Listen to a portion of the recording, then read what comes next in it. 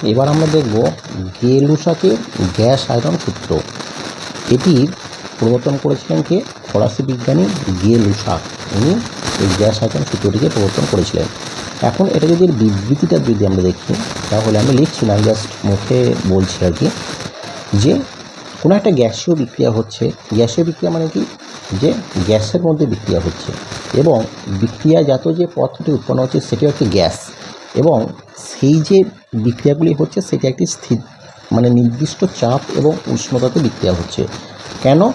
কারণ হচ্ছে নির্দিষ্ট চাপ এবং উষ্ণতায় যদি উষ্ণতার পরিবর্তন হয়ে যায় এবং চাপের যদি তারতম্য হয়, তাহলে গ্যাসের আয়তনের তারতম্য ঘটে যায়। এই জন্য গে-লুসাকের গ্যাস আয়তন সূত্রে কিন্তু মানে চাপ এবং উষ্ণতা, টেম্পারেচার, এই দুটো কিন্তু স্থির রাখা হয়। ঠিক আছে, এই দুটো কনস্ট্যান্ট রাখা হয়।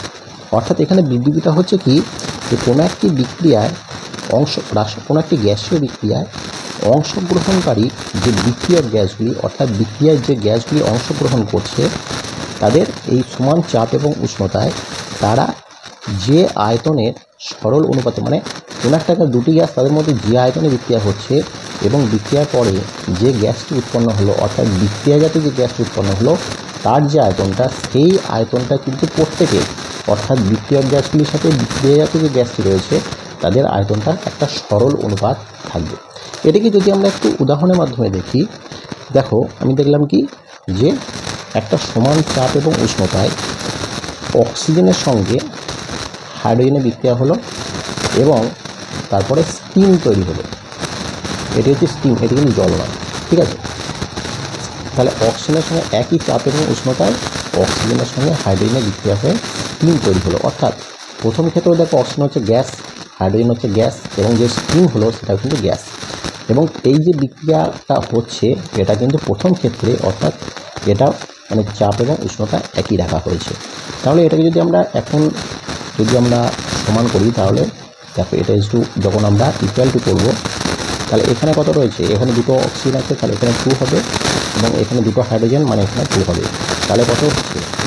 এক ভাগ অক্সিজেনের সঙ্গে কত হচ্ছে? 2 ভাগ হাইড্রোজেন যুক্ত হচ্ছে, এবং কত হচ্ছে? 2 ভাগ স্টিম তৈরি হচ্ছে। অর্থাৎ এই যে বিক্রিয়ক যে গ্যাসগুলো রয়েছে তাদের মধ্যে আয়তনের অনুপাত কত?